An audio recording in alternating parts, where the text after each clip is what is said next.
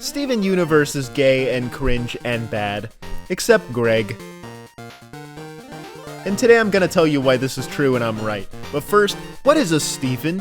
What is a universe? What is your social security number? Steven's Universe is the 44th show on Cartoon Network to feature a universe. In this show, we play as Steven, who is a little guy who wants to kill Space Hitler with the help of his two best friends, Garnet, Amethyst, and Pearl, and Steven. Steven is well known for his violent tendencies, wishing death upon all those who oppose him. In the first episode, episode 23, Steven gets hit by a car. Steven goes into a donut shop and gets mildly verbally harassed by Lars Ulrich of Weezer fame. Steven can't come up with a good comeback, so he leaves the store depressed. But then, he comes up with a really great comeback. But it's too late. He already lost. He uses a Game Shark cheat code to go back in time to get his sick comeback in. He goes into the donut shop again, Lars does the same insult as before, and this time, Steven's ready. He's been waiting for this moment. He uses the sick comeback and destroys him. Lars just straight up dies from this. Can you believe it, guys? Lars is so dead from this that he has to be revived in the next episode, but when he does come back, he's pink. This is just a taste of the kinds of evil Stefan from Universe is capable of. He craves blood. He will not rest until every single mean person dies. Now let's talk about Goldfish Warning. As you can probably tell from the footage of Steve's Universe, you can tell that the animation is really bad. Like, really bad. Look at these two images side by side. Why is Garnet twice as big in the left picture as she is in the right picture? This is why the show deserves to burn in hell. What the animators should have had is what we in the business call a referee sheet. First invented in the furry porn community, ref sheets show artists what characters look like from every angle. Good shows like Ren and Stimpsons show the do's and don'ts of animating their characters. This is good so that there's no times when the animation looks too expressive or smooth. That's bad. With ref sheets, you can see how every character is the exact same size all the time.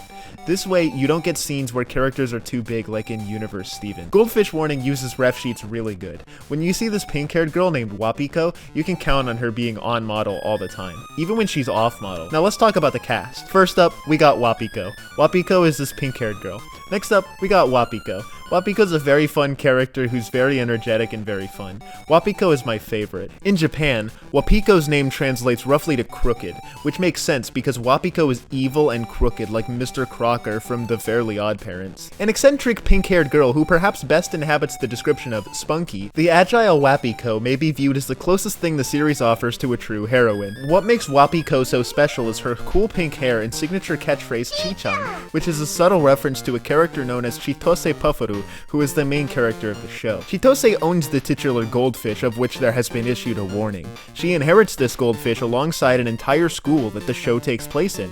This is cooler than Steven, because she owns the entire school, but Steven does not own the universe. Sometimes she can be seen teaching the students. Sometimes she can be seen being the students. This inconsistency really keeps you on your toes as you try to decipher what's happening without subtitles, which is the ideal way to watch the show. Another thing that's great about this show is its art style. This show is animated by hand and features some of the best character expressions I've ever seen in a show. Toei was on a roll in the early 90s with its hit shows Sailor Moon and Howl's Moving Castle, with its signature brilliant art style. But this show is different in that it pushes the limits of what human eyes can see. Some scenes feature flashing lights so blinding that they make me feel dizzy. That keeps viewers on their toes, and sometimes face down on the floor. Stooniverse never comes close to making its viewers feel this way about its art style.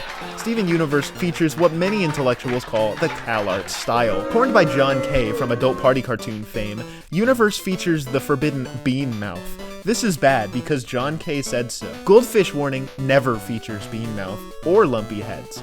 Goldfish Warning has Goldfish Warning has artistic integrity, something that Woke Toon Network never has. And finally, we have the woke propaganda. Garnet from Steven Universe can be seen at the end of every episode pointing at kids in the audience and telling them to be racist. What kind of role model is she? Wapiko is a good role model for kids because she shows kids the joys of childlike innocence, being able to find the joy in the dull world around you, making friends with everyone you come across, and trying to lighten up the lives of even those you don't know. Wapiko's energy and kind nature brings smiles to everyone around her, and while it might cause trouble sometimes, a majority of the trouble is actually caused from angry outbursts of those who are comparatively more mature than her, who deem her to be a nuisance simply because she's more capable of having fun than them. And at the end of the day, that's what being a kid's all about. And that's why I love Goldfish Warning. Okay, now what does Stephanie's universe have that's good? Okay, there's like 2 episodes that I really like. The first one's Mr. Greg, because this show is about Greg and Greg is awesome. The second one is the episode called Don't Eat Pizza, Steven. This one's good because it's funny and it has everyone's favorite Uncle Grandpa. So in the ultimate fight between Goldfish Warning and Schmeven universe, I think Goldfish Warning wins. The end. It's over, is it?